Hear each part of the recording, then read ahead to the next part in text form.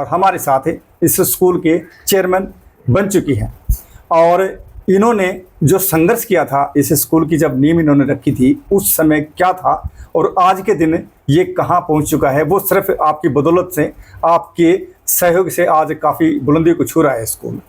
तो हम चर्चा करेंगे इस स्कूल की जो देख रेख है किस प्रकार से मैडम करती हैं यहाँ, और जो यहाँ का स्टाफ है, और जो यहाँ बच्चे आप एक अपने घर से यहाँ उन बच्चों को भेजते हैं तो उनको क्या शिक्षा मिलती है यहाँ पे, तो इन चीज़ों पे हम फोकस डालेंगे।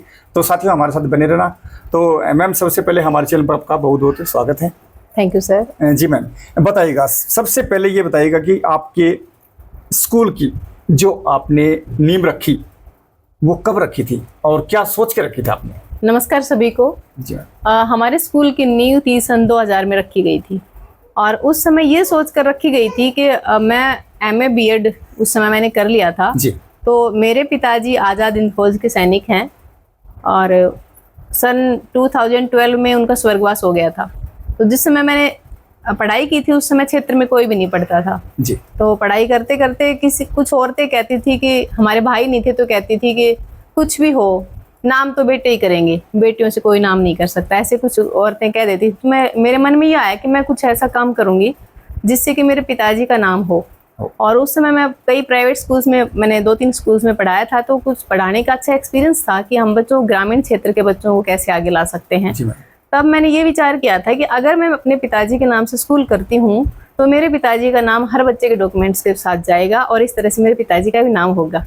तो ये विचार लेकर मैंने स्टार्ट किया था और सन 2000 के अंदर लगभग 6 या 7 बच्चों के साथ हमने गांव में स्कूल शुरू किया था। जी। फर्स्ट स्टेप आपका वहां से था। जी। और साथ ही 1 मिनट मैम, साथ ही एक बात और बताना चाहेंगे। देखिए मैडम ने उस समय अपने पिता के नाम के लिए सोचा, और विशेष करके आपको मेरी बात कड़वी लगेगी, जो अब के बच्चे हैं, जो अब की शैली के बच्चे हैं, वो माता पिता को कुछ अलग नजरिए से देखते हैं, कहना न मानना, और जो वो मार्गदर्शन आपको देते हैं उस पर नहीं चलना। ऐसा है मैम, आपके पास भी शिकायतें आती होंगी? जी सर। लेकिन आपको सोचना पड़ेगा, जो आपके पेरेंट्स हैं, आपके माता पिता हैं, वो उस उम्र से निकल चुके होते हैं जिस उम्र में आप हैं। आप उनको शिक्षा देते हैं, लेकिन वो आपके फायदे के लिए, आपकी भलाई के लिए, आपके परिवार के लिए सोचते हैं, और इसलिए वो आपको रोका टोकी करते हैं कि आप कहीं भटक न जाएं। आपकी जो उम्र है 12th के बाद की, और ये 22 के लगभग जो उम्र है, अगर आप यहाँ संभल गए तो आपको कोई भटकाने वाला नहीं है। और मैडम ने उस समय यहाँ का जो निर्णय लिया और अपने फादर के नाम को रोशन करने के लिए इन्होंने जो स्टेप उठाया, आप सभी के बीच में है, और आपने जो इनको प्यार दिया, जो सहयोग किया, वो आपकी नज़र से दूर नहीं, आप सभी को पता है। जी मैम बताइएगा। तो सर धीरे धीरे करके उस सेशन में हमारे पास लगभग 1 सप्ताह बाद 16 बच्चे हो गए थे, स्टार्ट हो गए थे, और लगभग 200 के करीब बच्चों से हमने स्टार्ट किया था पहले 2 सालों तक। तो उसके बाद बढ़ते बढ़ते लगातार स्ट्रेंथ वो इंक्रीज होती रही है। और स्कूल से में कंपटीशन वाले बच्चे जैसे सैनिक स्कूल हैं, नवोदय स्कूल हैं, मोतीलाल नेहरू स्पोर्ट्स स्कूल राई, तो छोटे बच्चे 4वीं और 5वीं कक्षा के छोटे बच्चे हैं, उनकी कंपटीशन की जो प्रिपरेशन है वो पिछले लगभग 10-11 साल से हम अपने स्कूल से करवा रहे हैं। और इस लेवल पे जो कॉम्पिटिशन्स हैं वो सिर्फ एरिया में अपना स्कूल करवा रहे हैं। और लगभग 83 के करीब बच्चों ने सैनिक स्कूल क्वालिफाई किया अभी तक, और लगभग 27 बच्चे मोतीलाल नेहरू स्पोर्ट्स स्कूल राई के अंदर सेलेक्ट हुए हैं। इसमें कई बच्चे आज के दिन भी वहाँ पर पढ़ रहे हैं, और एक बच्चा तो ऑल इंडिया जो अंडर 14 की हॉकी की टीम है उसका कैप्टन है। हमारे लिए गर्व का विषय है। जी मैम, जो आपने ये शिक्षा का जरिया चुना, जो रास्ता चुना आपने इस क्षेत्र के लिए, जी आप इस क्षेत्र की बेटी हैं जी, और आपके दिमाग में यही आया कि मैं इसके जरिए अपने पिता का नाम रोशन कर सकती हूँ, क्योंकि बेटियां तो, अगर बेटियां अच्छी हैं और बेटे अच्छे हैं तो नाम किसी न किसी जरिए कर देते हैं पिता का, लेकिन कुछ ही पिता ऐसे होते हैं जिनकी औलादे भटक के नाम को खराब कर देती हैं। जी, इस स्कूल की जो नींव रखी आपने जी, क्या आपका उस समय आपके माइंड में था कि कभी हम वहां तक पहुंचेंगे जहां आप अब हैं? जी सर, ये तो नहीं पता था कहाँ तक पहुंचेंगे, लेकिन ये तो जरूर था कि जैसे मेरे माता पिता ने, क्योंकि मेरे भाई तो है नहीं, अब माता पिता ने सबसे अलग हटके मेरे परिवार के, मोहल्ले के जो सभी जिसे सलाह लेते थे, मेरे गार्जियन सलाह लेते थे। पिताजी बिल्कुल अनपढ़ थे, और उनकी तो ये कंडीशन थी कि अगर उनको 100 रुपए हम दे देते हैं तो 10 रुपए कोई सामान लेके आना होता है तो वो 90 रुपीज वापस काउंट करके नहीं लाते थे। इतने सीधे और सच्चे आदमी थे। तो आजाद हिंद फौज के सैनिक थे। जी। तो अब ऐसे इंसान को और यूं रहे कि मैं कहती थी पिताजी मेरे को पढ़ना है, तो कहते थे बेटा पढ़ लो। मोहल्ले में भी ये कहते थे कि बेटियां है ना उनकी तो गुद्दी के पीछे मत होती है, ये गाँव में कहावत होती है, वो पता नहीं कब बदल जाए। जी। तो माता पिता ने कहा कि जब इसके पढ़ने की इच्छा है तो हम इसको पढ़ाएंगे। मुझे नहीं पता था मुझे क्या पढ़ना है, कहाँ जाना है, ये नहीं पता था कुछ भी, बट ये पता था कि मुझे पढ़ना है, क्योंकि पढ़ लिख के ही कोई आगे बढ़ सकता है, बस इतना पता था। परिवार में, नाना नानी के परिवार में मैंने देखा था कि मौसी थी, नाना जी थे, वो प्रिंसिपल थे, लेक्चरर थी, तो उनको देख के मेरे को ये था कि मैं भी एक दिन ना इसी फील्ड में जाऊंगी और कुछ बच्चों की लाइफ को तो मैं चेंज कर ही सकती हूँ शिक्षा के क्षेत्र से। और आज के दिन अगर देखें तो कई बच्चे अपने पास MBBS करके डॉक्टर बने हुए हैं, अपने स्कूल के स्टूडेंट्स हैं, IITN भी हैं, बैंक मैनेजर भी हैं। क्षेत्र का ऐसा पहला स्कूल है जो इन सारे फील्डों में बच्चों का सिलेक्शन दे चुका है, वो भी कई साल पहले 2013-14 में बच्चों के सिलेक्शन हो चुके हैं। हमें खुशी आज के दिन जो बड़े बड़े पोस्ट पे बैठे हुए बच्चे जब स्कूल में आते हैं और हमारे पैर छूते हैं, तो हमें, हमारे लिए इससे बड़ा गर्व का विषय और हो ही नहीं सकता। बिल्कुल मैम, ऐसा है जब जिस टीचर के द्वारा जो बच्चों को शिक्षा मिलती है और वो अच्छे पायदान पे जाते हैं, हाई लेवल पे जाते हैं, और कहीं ना कहीं आपका सीना गर्व से चौड़ा होता है, कहीं मिलते हैं तो आप कहते हैं कि मेरे द्वारा पढ़ाया गया बच्चा, और वो जब हमारे पैरों को छूते हैं तो और भी हमें खुशी मिलती है। और साथियों, कोई भी अध्यापक ये नहीं चाहेगा कोई भी कि हमारे द्वारा पढ़ाए गए बच्चे नीचे देखें या वो कहीं पायदान पे न पूछे ऊपर, लेकिन वो सिर्फ बच्चों की कमी होती है कि उस टीचर का द्वारा जो आपको शिक्षा दी जाती है उसको अच्छी तरह से ग्रहण नहीं करते तो आप भटकते हैं। जी सर। लेकिन टीचर नहीं चाहता कि जिस बच्चे को मैं शिक्षा दूंगा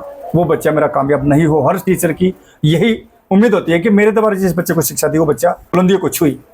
मैम, जो अभी आप हम पूछे कि पेरेंट्स मीटिंग थी आज आपकी यहाँ, जी सर, ये पेरेंट्स मीटिंग आप 1 मंथ करते हैं? जी सर, पर मंथ होती है, सेकंड सैटरडे को होती है।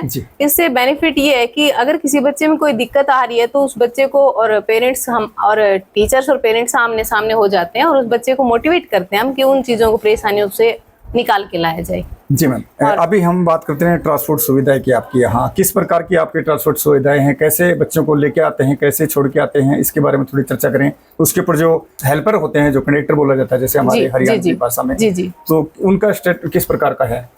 सर, सबसे पहले तो कोऑपरेटिव होना चाहिए स्टाफ मेंबर है, चाहे चालक है चाहे परिचालक है, क्योंकि जो पेरेंट्स है सुबह 4 बजे उठ के अपने बच्चों को रेडी करते हैं और किसी परेशानी की वजह से वो गाड़ी आगे पीछे भी थोड़ा सा रहती है, तो हम अपने स्टाफ मेंबर्स को ये कहते हैं कि उनको हाथ जोड़ के ये कहो कि आज गाड़ी इस वजह से लेट होगी, कुछ समय हाइपर भी हो जाते हैं, क्योंकि जो हमारा हेल्पर है, जो हमारा चालक है, वो जो शब्द बोलेंगे और जो माँ बाप के साथ उनका कम्युनिकेशन होगा निश्चित तौर पर छोटे बच्चों के माइंड में जाएगा।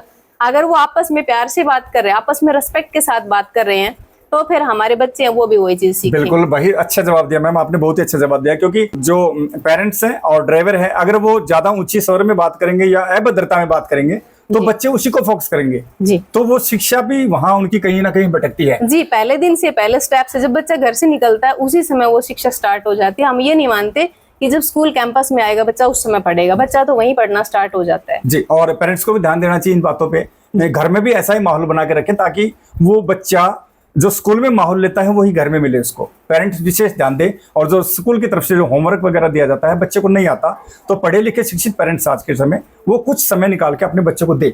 जी सर, ताकि स्पेशल आप स्कूल टीचर्स पे न छोड़े, आपका भी दायित्व बनता है बच्चे को देखने के लिए, बच्चे की जो दिक्कतें हैं उनको संभालने के लिए। जी सर, एक चीज हम अपने स्कूल में ये फोकस करते हैं कि हमारे बच्चे कहीं ट्यूशन पे ना जाए, क्योंकि ट्यूशन पे ना भेजने का रीजन ये है कि हर टीचर का पढ़ाने का तरीका अलग होता है। हमारा तरीका अलग है, टीचर जो ट्यूशन पे पढ़ाता है उसका अलग तरीका और तब बच्चा वहां पर डाइवर्ट हो जाता है, कंफ्यूज हो जाता है, मैं ये बात सही है या फिर ये बात सही है।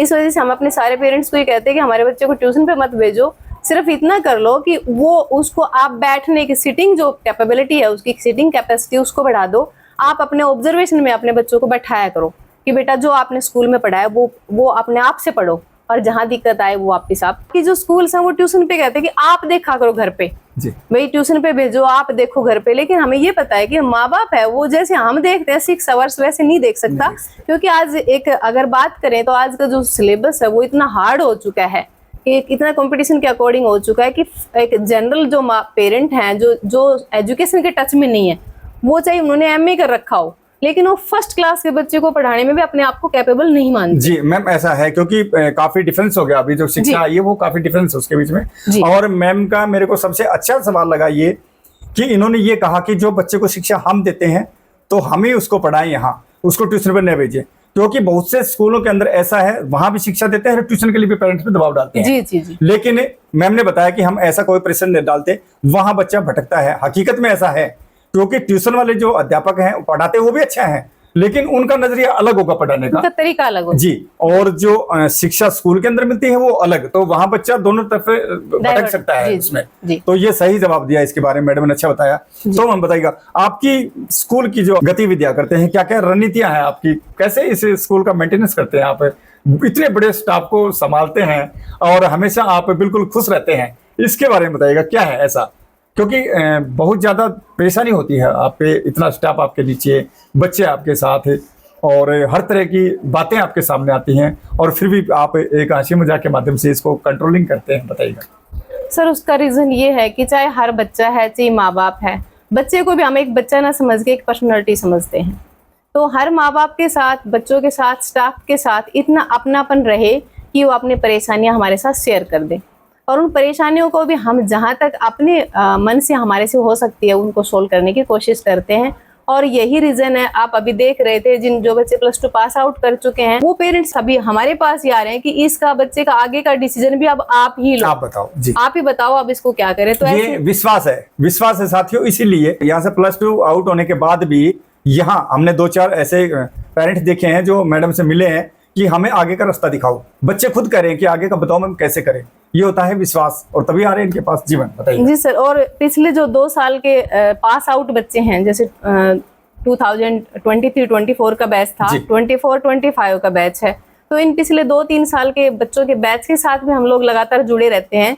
रीजन बीइंग, जो बच्चा 17-18 साल का पास आउट होता है तो उसको नहीं पता होता कि अभी कौन से फॉर्म निकले हुए हैं, मैं क्या करूं, कौन कौन सा फील्ड है। तो अभी हम सिर्फ 10+2 पास करवा के उसके बाद हाथ पल्ला नहीं झाड़ते कि हमारा काम इतना ही था। हम ये कोशिश करते हैं कि बच्चे हमारे साथ कनेक्टिविटी में रहें, ताकि जो शिक्षा हम यहाँ से देते हैं कि बेटा कभी भी कोई ऐसा काम मत करना जिससे तुम्हारे माता पिता की या हमें नजरें नीची करनी पड़े। और हमेशा बच्चों से एक ही बात कहते हैं कि कभी भी ये मत कहना, हमें जवाब ये मत देना मैम मैं कुछ नहीं कर रहा, क्योंकि आप चाहे छोटा काम करें चाहे बड़ा काम करें, ये शब्द कहना कि मैं कुछ नहीं कर रहा, वो उस बच्चे को कुछ नहीं करने की तरफ ही ले जाते हैं। अगर आप घर का काम भी कर रहे हो, खेत का काम भी कर रहे हो, तो आप ये कहोगे मैम मैं खेती बाड़ी संभालने लग गया। लेकिन और जो भी काम करना है, अगर आपको खेती बाड़ी भी संभालनी है ना, तो उसके लिए भी परफेक्ट आपको एजुकेशन लेनी है। खेती बाड़ी से संबंधित ही पहले पढ़ाई करो और उसके बाद अपने खेतों को संभालो। तो बच्चों को यही कहते हैं, हमारी तरफ से यही होता है कि आपने आपको कभी भी यूं मत सोचना कि मैं कुछ नहीं कर रहा, और आपके सामने ये भी परेशानी आएंगी बहुत बार कि मैं इससे बेटर तो मैं मर जाऊं तो अच्छा रहे।